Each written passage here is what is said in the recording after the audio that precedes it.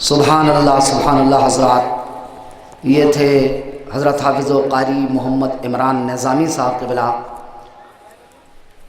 جو اپنے خوبصورت لب و لہجے سے آپ حضرات کو نواز رہے تھے۔ حضرات گرامی، یہ شعر ان کا آپ حضرات سماعت کر رہے تھے کہ چل مدینے، ماشاءاللہ آقا نے بلایا ہے۔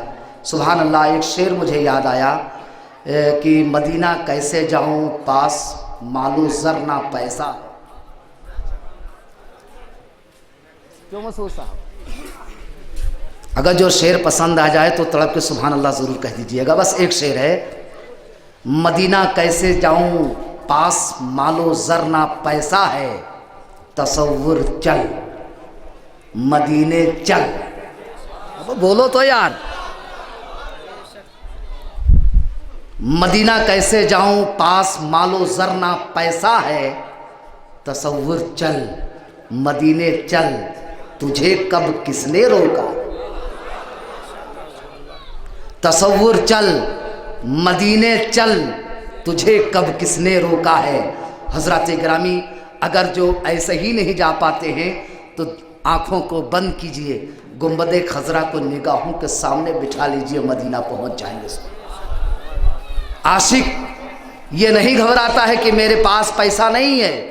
عاشق کہ ذہن و دماغ میں یہ بات نہیں ہونی چاہیے کہ اس کے پاس کوئی بڑا کاروبار نہیں ہے، اس کے پاس کوئی بڑا بزنس نہیں ہے، اس کے پاس اتنا مال و زر نہیں ہے کہ جو ہے ہوائی جہاز سے وہ مدینہ پہنچے۔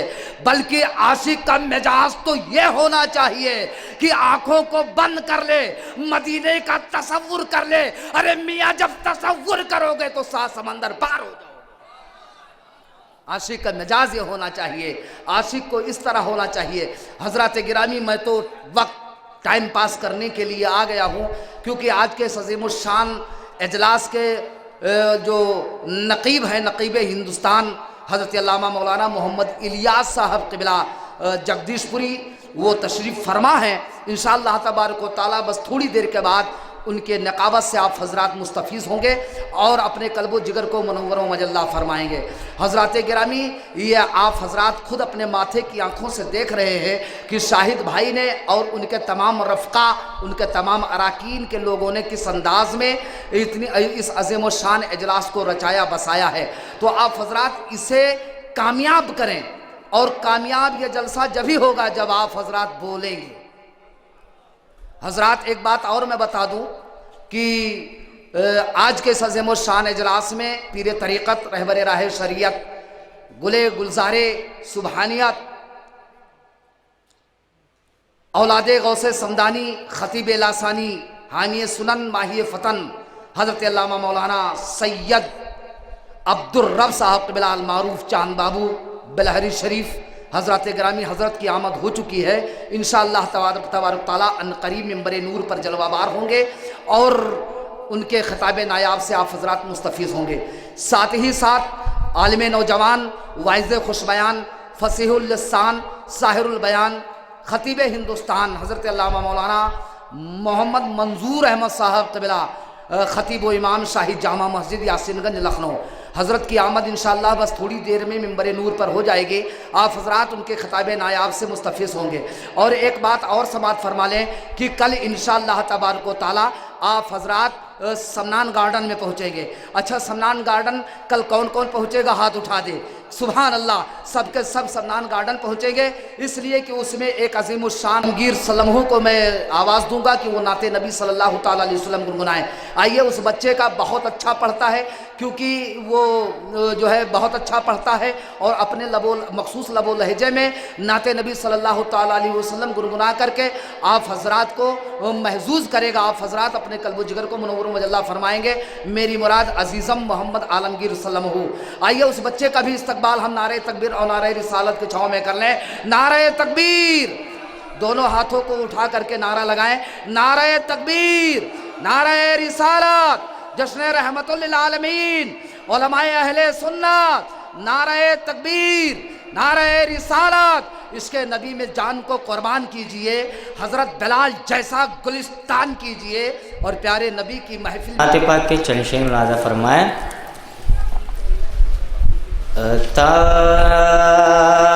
رب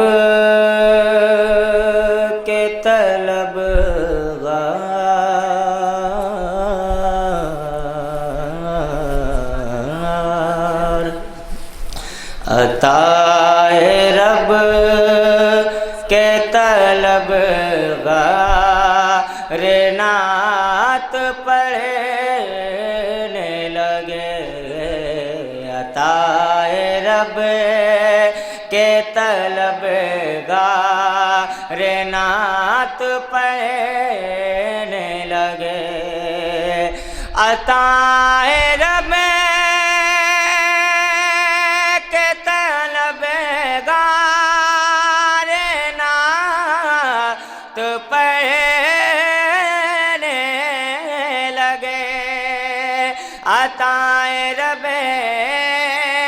کے طلب گار نعت پڑھنے لگے، شفا کے واسطے بیمار نعت پڑھنے لگے، شفا کے واسطے بیمار نعت پڑھنے لگے، شفا کے واسطے بیمار نعت پڑھنے لگے۔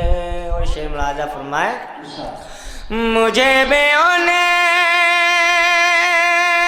کے غلاموں کی صف میں رہنا ہے، مجھے بھی انہیں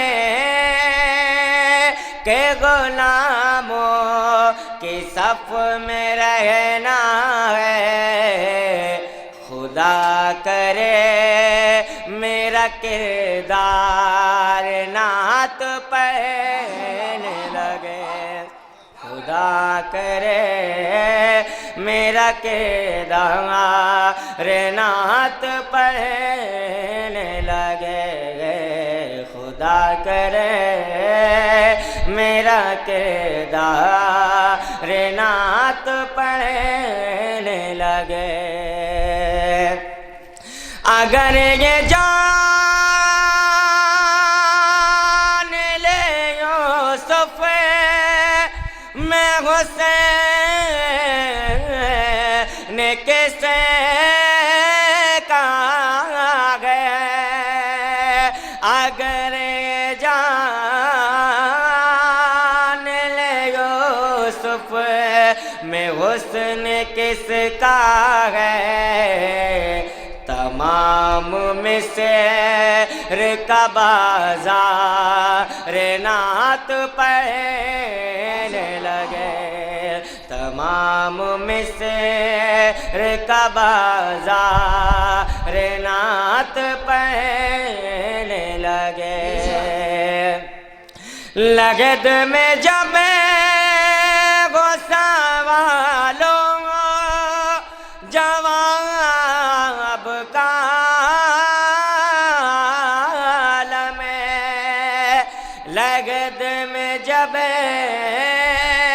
ہو سوالو جواب کا عالم ہے، مزہ تو جب ہے گناہگار نعت پڑھنے لگے، مزہ تو جب ہے گناہگار نعت پڑھنے لگے، عطائے رب کے طلب گار نعت